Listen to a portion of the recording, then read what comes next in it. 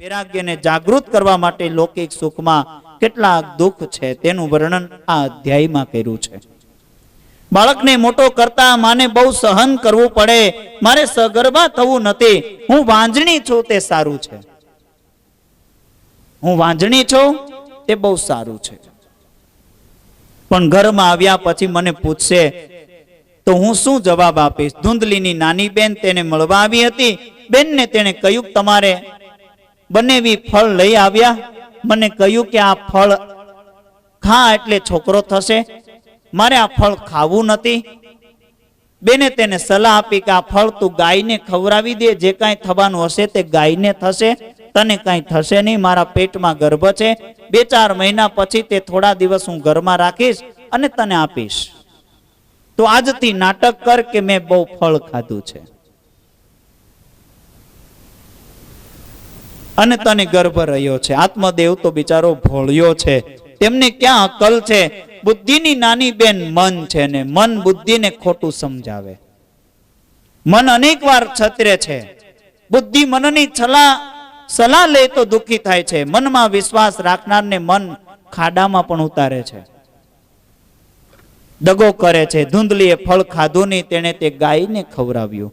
ધુંધલીએ કપટ કર્યું, નાટક કર્યું, પેટમાં ગર્ભ રહ્યો। એક રાત્રિના સમયે બહેનનો દીકરો લઈ આવી અને સવારમાં જાહેરાત કરી તેને પુત્ર થયો છે, આવી જાહેરાત કરી એને। આત્મદેવ સ્નાન કરી પૂજા કરી પુત્ર દર્શન કરવા માટે જાય, બાળકને જોતા તેને શંકા થઈ। શું શંકા થઈ? કે આ ગઈકાલે રાત્રે જન્મેલ બાળક નથી, આ તો 2-3 મહિનાનું બાળક લાગે છે। ત્યારે ધુંધલી સમજાવે તમે શંકા ન કરો, આ સંતના આ પ્રસાદનું બાળક છે, તેથી જન્મની સાથે થોડોક મોટો થઈ ગયો છે, મને જરા પણ કષ્ટ થયું નથી, આ મારો જ દીકરો છે, તે માટે વિશ્વાસ રાખો। મારું નામ ધુંધલી છે, મારી ઈચ્છા પ્રમાણે આ મારા પુત્રનું નામ તમે ધુંધુકારી રાખો। સંતની પ્રસાદી ગાય માતાના પેટમાં હતી, ગાયને બાળકનો જન્મ થયો, દેહ માનવ જેવો થયો, કર્ણ ગાય જેવા છે। આત્મદેવને આશ્ચર્ય થયું, મારા ભાગ્યનો ઉદય થયો, ગાય માતાને ત્યાં પણ માનવી જેવો થયો બાળક થયો છે, તેનું નામ એમણે ગોકર્ણ રાખવામાં આવ્યું છે। ગોકર્ણ મહાન જ્ઞાની થયા, ધુંધુકારી દુરાચારી થયો। મળદાનો હાથ એટલે દુરાચારી હાથ, જે હાથ પરમાત્માની પૂજા ન કરે, જે હાથ પરોપકારમાં ઘસાય નહીં, તે હાથ મળદાના હાથ જેવો ગણાય। સત્કર્મ કર્યા વિના ખાય તે મળદાના હાથે ખાય છે ધુંધુકારી માટે। તેથી તો કહ્યું કે સવેશ્યને ભોજનમ, વળી બરાબર સ્નાન પણ કરતો નથી આ ધુંધુકારી, આચાર વિચાર નથી, અને ગોકર્ણ મહાન વિદ્વાન થયા છે।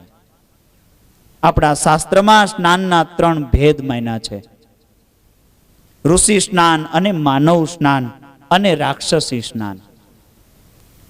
બ્રાહ્મ્ય મુહૂર્તમાં આકાશમાં તારા દેખાતા હોય ત્યારે પવિત્ર આસનમાં ધ્યાન કરો, જપ કરો, તમે ઋષિ જેવા થશો। આકાશમાં તારા દેખાય અને ધ્યાન સ્નાન કરો અને એને ઋષિ સ્નાન કહેવાય। આકાશમાં કોઈ તારાના દર્શન ન થાય, સૂર્યનારાયણ પણ બહાર આવ્યા ન હોય તે સમયમાં સ્નાન કરો, તેને માનવ સ્નાન કહે। સૂર્યનો ઉદય થયા પછી સ્નાન કરે તે રાક્ષસી સ્નાન કહેવાય। સૂર્યનારાયણ પધારે અને જેના મોઢામાં દાંતણ છે, હાથમાં છાપું છે, અને એને પણ રાક્ષસ કહે છે। છાપું એટલે સમજો ને, પેપર।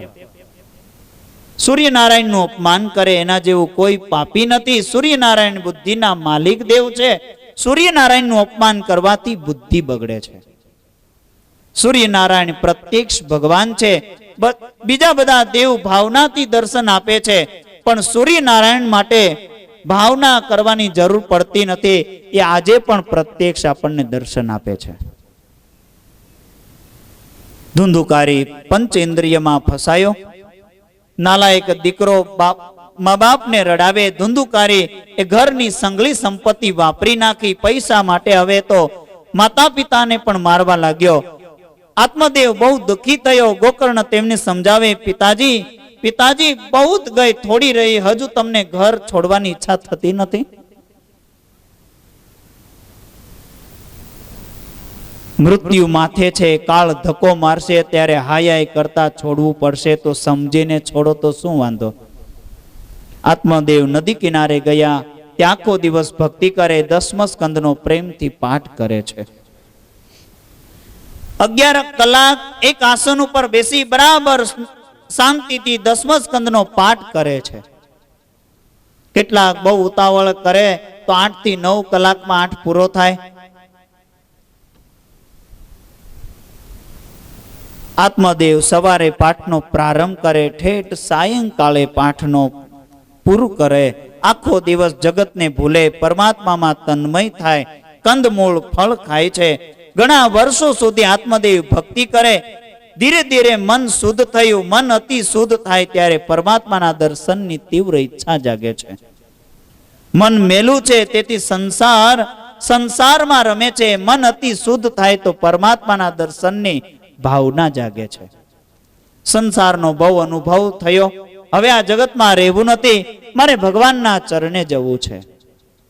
એક દિવસ 10મા સ્કંદનો પાઠ પૂરો થયો, પરમાત્મા પ્રગટ થયા. આત્મદેવ દ્વારકાનાથના દર્શન થયા છે. આત્મદેવે વારંવાર દર્શન કરે, મારે હવે આપના ચરણમાં આવવું છે. પરમાત્માને દયા આવે છે. પ્રભુએ આત્મદેવને ઉઠાવ્યા છે, જીવને અપનાવ્યો, સાથે સાથે ચાંપ્યો છે. આત્મા પરમાત્માનું મિલન થયું છે. ભગવાનનો આશ્રય કરે એ ભગવાન બને. આત્મદેવ કૃતાર્થ થયા છે. આ બાજુ ધુંધુકારીઓ વેશ્યાઓને ઘેરે લઈ આવે. ગોકર્ણજી વિચાર કર્યો, કુસંગથી મારું જીવન બગડશે. એમણે ઘરનો ત્યાગ કર્યો. ગોકર્ણજી જાત્રા કરવા માટે ગયા છે. ધુંધુકારી ચોરી કરવા લાગ્યો, પાપથી પૈસા લાવે છે, વેશ્યાઓને રાજી કરે. પાપ કરીને બહુ સુખ ભોગવે તે બધા ધુંધુકારી જેવા છે. ધુંધુકારી એકવાર લોભથી રાજમહેલમાં ચોરી કરવા ગયો. રાણીના દાગીનાઓ ચોરી લાવ્યો. આ દાગીનાઓ તેણે વેશ્યાઓને આપ્યા. વેશ્યાઓ વિચાર કર્યો, આ રાજાનું ધન છે, અમને પણ સજા થશે, અમે ધુંધુકારીને જ મારી નાખી અને આ બધા દાગીના લઈને જઈએ તો શું ખોટું છે. સ્વાર્થી વેશ્યા શું ન કરે, મધુર બોલે છે, પણ હૃદય અસ્ત્રની ધાર જેવું છે. આપણા શાસ્ત્રમાં વર્ણન છે, સ્ત્રી હૃદય કોમળ છે, પણ કુસંગ થાય તો તે હૃદય વજ્ર જેવું કઠણ થઈ જાય છે. ધુંધુકારીને મારવા તૈયાર થઈ ગઈ. ધુંધુકારીના હાથમાં, પગમાં, ગળામાં તેમણે દોરીઓ બાંધી, પણ ધુંધુકારી જલ્દી મરતો નથી. ધુંધુકારી બળવાન છે, છતાં વેશ્યાઓએ એને બાંધ્યો છે. અને વિષયો જીવને બાંધે. તમે બધા જ વૈષ્ણવો તમારા સ્વરૂપને ભૂલશો નહીં. હું શ્રી કૃષ્ણનો દાસ છું, પરમાત્માનો અંશ છું. કોઈ દિવસ વિષયનો ગુલામ નથી. સંસારનું સુખ ભોગવતા સાવધાન રહેજો. માનવ વિષયો ભોગવે છે, પણ તે વિષયોનો દાસ બની જાય છે. સુખદેવજી મહારાજ આ કથાને વર્ણન કરતા કહે, ધુંધુકારીનું મરણ બગડ્યું, તેથી તેની દુર્ગતિ થઈ. વેશ્યાઓ ધન લઈ નાસી ગઈ. ધુંધુકારીનો અગ્નિ સંસ્કાર પણ કર્યો નથી. ધુંધુકારી પ્રેત થયો છે. અતિ પાપી પણ પ્રેત જેવો જ હોય છે. પ્રેતને જોવાની કોઈની ઈચ્છા થતી નથી. અતિ પાપીને જોતા પણ ઘૃણા આવે છે. ધુંધુકારીએ બહુ પાપ કર્યા છે. પ્રેત યોનિમાં દુઃખ ભોગવે. પ્રેતને તરસ બહુ લાગે, તેની પાણી દેખાય પણ તે પાણી પી શકે નહીં, કારણ કે પ્રેતનું શરીર વ્યવસ્થિત હોય, પણ ગળું સોયના નાક જેવું જ હોય. 1000 વર્ષે એને પાણીની તૃષ્ણા એ પ્રાપ્ત થાય અને પૂર્ણ થાય છે.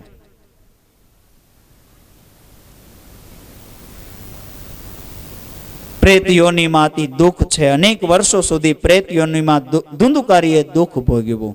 આ બાજુ ગોકર્ણજી યાત્રા કરતા કરતા ગયાજીમાં આવ્યા. ગયાજીમાં ભગવાન નારાયણના ચરણમાં પિંડદાન થાય છે. ગયાજીમાં પરમાત્માના ચરણમાં પિતૃઓનું નામ લઈ અને પિંડદાન કરે તો પિતૃઓને સદગતિ મળે છે. ગોકર્ણજી ત્યાં આવ્યા. તેમને સાંભળ્યું કે મારા ભાઈનું મૃત્યુ થયું છે.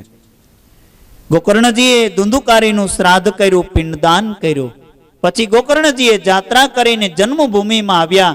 રાત્રે આંગણામાં સૂતેલા છે ત્યારે પ્રેત થયેલો ધુંધુકારી ત્યાં આવે છે. રડવા લાગે છે. ગોકર્ણજીએ પૂછ્યું કે તું કોણ છે? ત્યારે પ્રેતે કહ્યું, હું તમારો ભાઈ છું. મેં બહુ પાપ કર્યા, તેથી મારી આ દશા થઈ. મને બંધનમાંથી છોડાવો. અને ગોકર્ણજીએ કહ્યું કે તારા માટે મેં ગયાજીમાં શ્રાદ્ધ કર્યું, છતાં તું પ્રેત યોનિમાંથી મુક્તિ કેમ ન થયો? ત્યારે ધુંધુકારીએ કહ્યું, હું અતિ પાપી છું. એક વાર નહીં, અનેક વાર શ્રાદ્ધ કરો, છતાં મારો ઉદ્ધાર થશે નહીં. તમે બીજો કઈ ઉપાય કરો મારા ઉદ્ધાર માટે.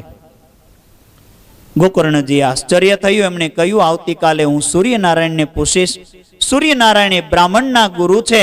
બ્રાહ્મણને જ્યારે જનોઈ આપવામાં આવે ત્યારે એનો સૂર્યનારાયણ સાથે સંબંધ થાય છે. પિતા પુત્રને કહે છે, આજથી તું સૂર્યનારાયણનો દીકરો થયો. જેમ રાજાના ઘરનો સિપાઈ ગળામાં ચપરાસ રાખે છે, તેમ જનોઈ વેદોએ આપેલ ચપરાસ છે.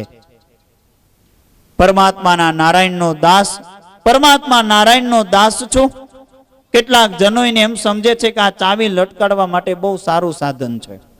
જનોઈમાં ચાવી રાખે. જનોઈ કોઈ ચાવી લટકાડવા માટે નથી. જનોઈનો એક એક ધાગામાં એક એક દેવની સ્થાપના હોય છે. જનોઈને કોઈ ચાવી ભરાવે તો કોઈ દેવ ત્યાં રહેતા નથી જનોઈમાં. બીજી દિવસે ગોકર્ણજીએ બ્રાહ્મણના ગુરુ સૂર્યનારાયણને પૂછ્યું, મારા ભાઈનો ઉદ્ધાર થાય એવો કંઈક ઉપાય બતાવો. સૂર્યનારાયણે કહ્યું કે ભગવાનની કથા કરો. શું? ભગવાનની એટલે કે ભાગવતની કથા કરો. શ્રીમદ ભાગવતા મુક્તિ સપ્તામ વાચનમ કુરુ. ભાગવત એ મુક્તિ શાસ્ત્ર છે. ભાગવતથી મુક્તિ મળે છે. અષાઢ માસમાં ગોકર્ણજીએ ગામમાં જ ભાગવતની કથા કરી. મારા ભાઈનો ઉદ્ધાર થાય. મર્યા પછી પાછળ કથા થાય એ ઠીક છે. મરતા પહેલા કથા સાંભળો, પાપ છોડો, જીવતા સતત ભક્તિ કરવાની ટેવ પાડો. તમારું શ્રાદ્ધ તમારા હાથે જ કરો. કથામાં આંધળા, લૂલા, લંગડા પણ આવ્યા છે. બહુ ભીડ થઈ છે. જેના ઉદ્ધાર માટે કથા થવાની છે તે ધુંધુકારી પણ ત્યાં આવ્યો છે. તેને બેસવાની જગ્યા રહી નહીં. 7 ગાંઠ વાળો એક વાસ હતો, તેમાં તેમણે પ્રવેશ કર્યો છે.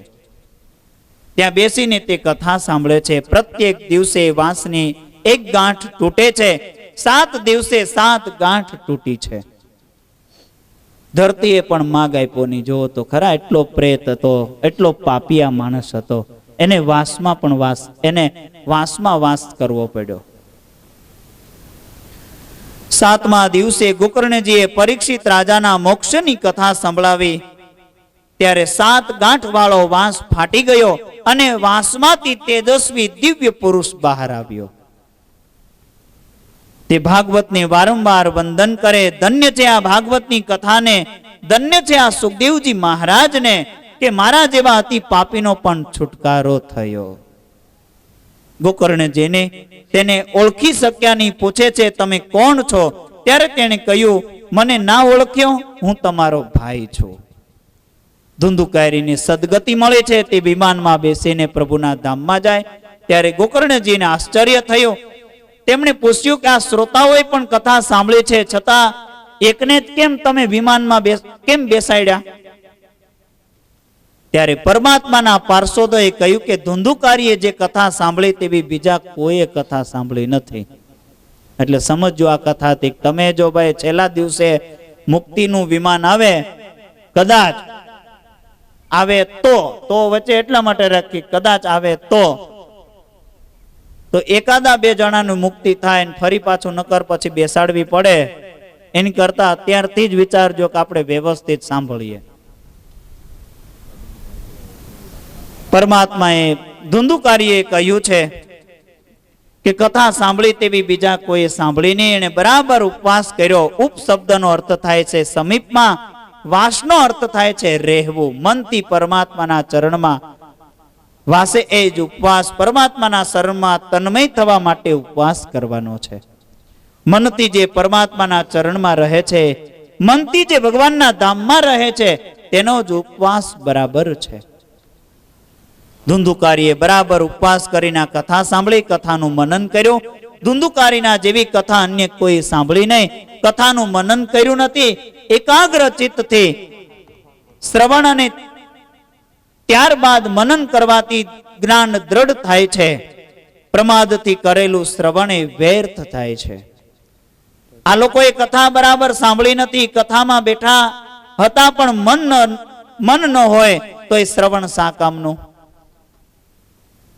હજી અમને કથા સાંભળવાની જરૂર છે. શ્રાવણ મહિનામાં ગોકર્ણજીએ ફરી કથા કરી. પાછી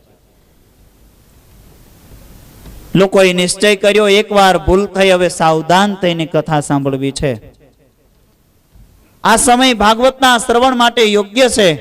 આ સમય દરમિયાન બીજો કોઈ વિચાર કરવો નહીં. સુખદેવજી સાવધાન કરે છે. રાજન, ગોકર્ણજીના મુખમાંથી નીકળેલી આ અલૌકિક કથાનું જે શ્રોતાઓએ શ્રવણ કર્યો તે ફરીથી માના પેટમાં ગયા નથી.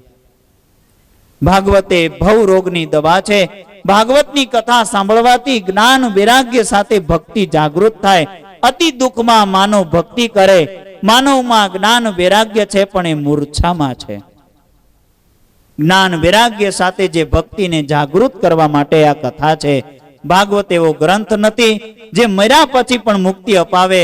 તો મર્યા પહેલા તો મુક્તિ અપાવે જ ને.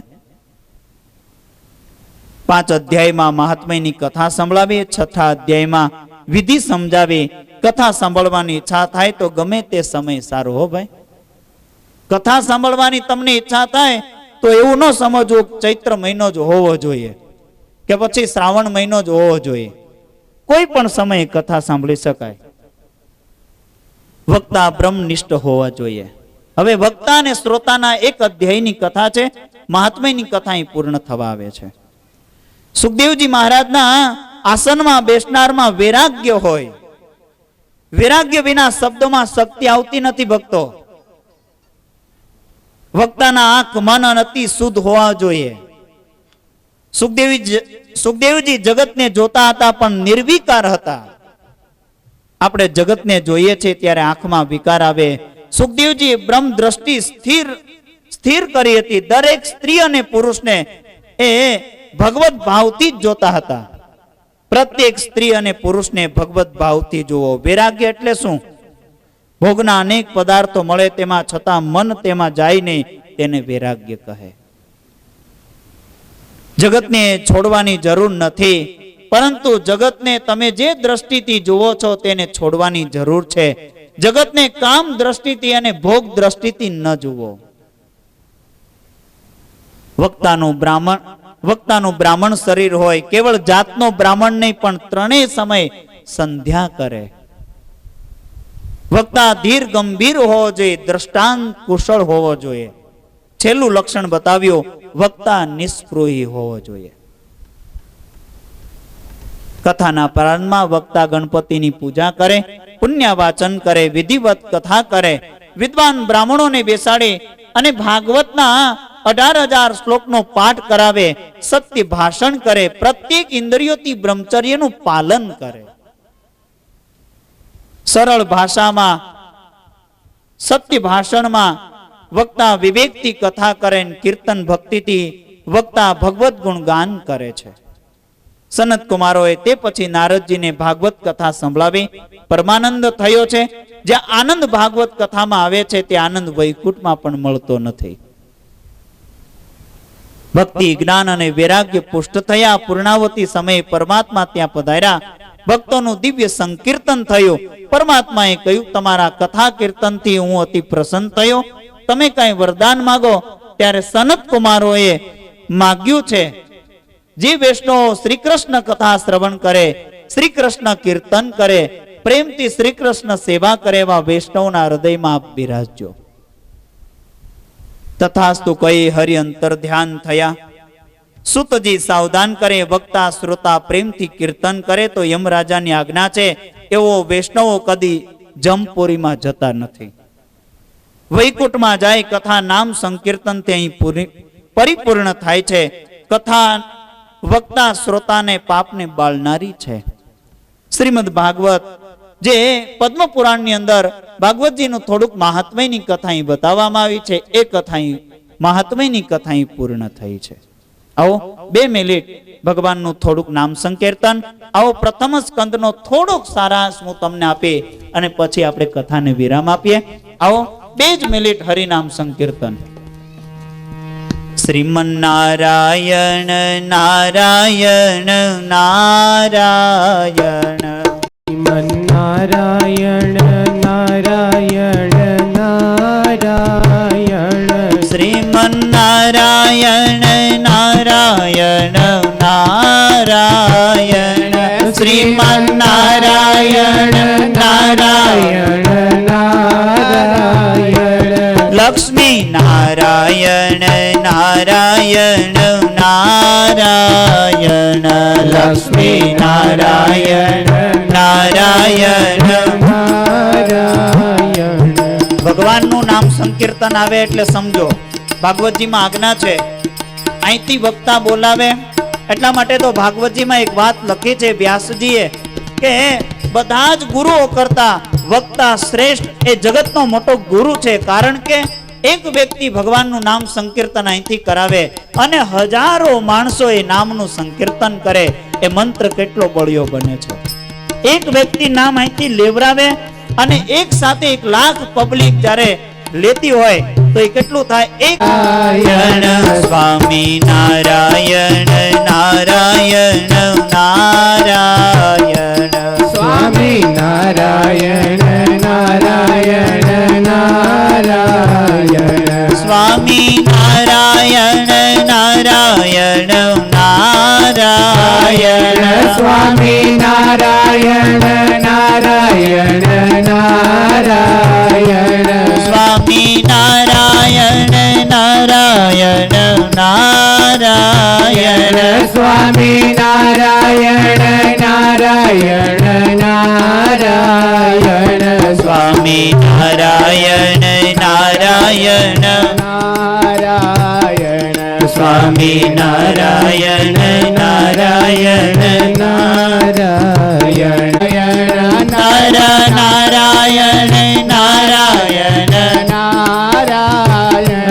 નર નારાયણ નારાયણ નારાયણ નારાયણ નારાયણ નારાયણ સ્વામી નારાયણ નારાયણ નારાયણ લક્ષ્મી નારાયણ નારાયણ નારાયણ લક્ષ્મી નારાયણ નારાયણ નારાયણ શ્રી નારાયણ નારાયણ નારાયણ લક્ષ્મી નારાયણ નારાયણ નારાયણ લક્ષ્મી નારાયણ નારાયણ નારાયણ લક્ષ્મી નારાયણ નારાયણ નારાયણ જન્માધસ્ય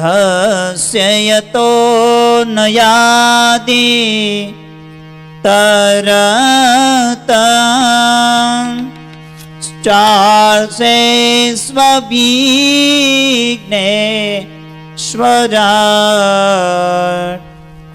તેને બ્રહ્મરદાય આદિ કવયે મોહ્યન્તિ સૂરય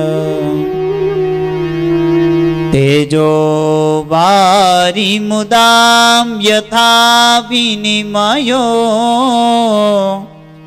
યત્ર તિસર્ગો પુષા ધામ્ના સ્વેન સદા નિરસ્વકુહકમ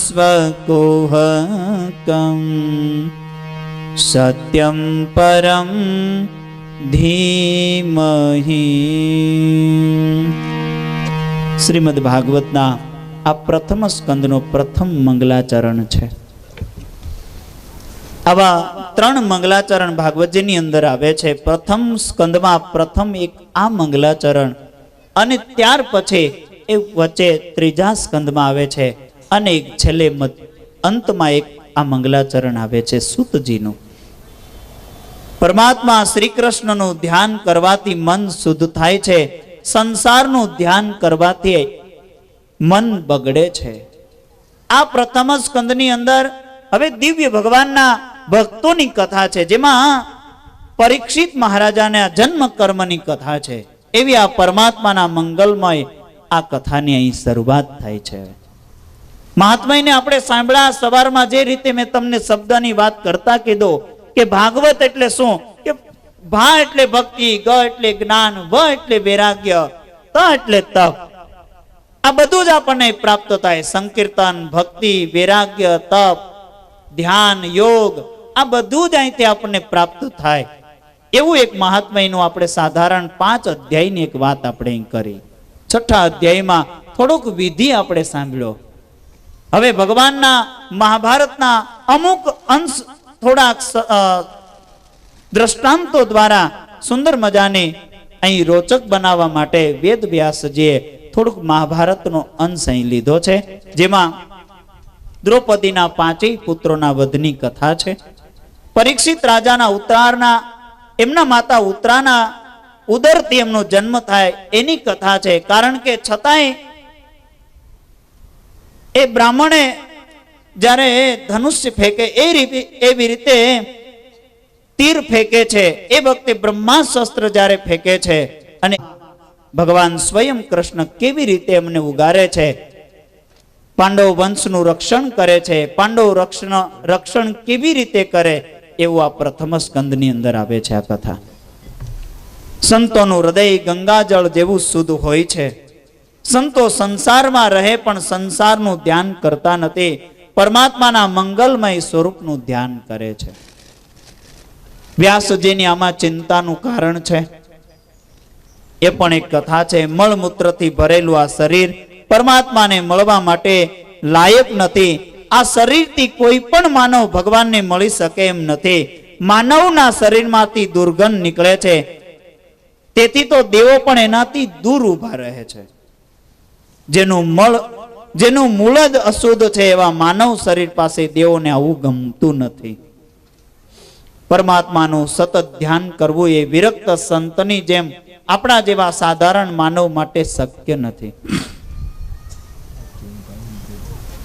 સુખદેવજી મહારાજ પ્રથમ આ મંગલાચરણમાં જે આવેલું સત્યમ પરમ ધીમહિ, સત્યમ પરમ ધીમહિના વ્યાખ્યામાં એવી એક કથા આવે છે. પુરુષનું શરીર સુંદર નથી, આત્મા સુંદર છે. તનનું ધ્યાન કરવાથી મન બગડે છે.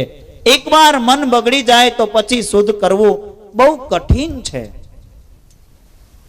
શરીરનું ધ્યાન છોડો, કેટલાક તો હવે કપડાનું ધ્યાન કરે, કેટલાક ચંપલનું ધ્યાન કરે. આ ચંપલ બહુ સારા, અરે ચંપલમાં શું સારું છે?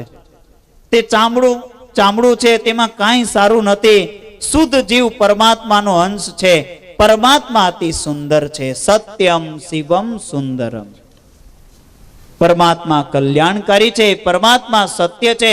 સત્યનું ધ્યાન કરવાથી સત્ય વસ્તુનું સાક્ષાત્કાર કરવા માટે પરમાત્માએ આપણને મન આપ્યું છે.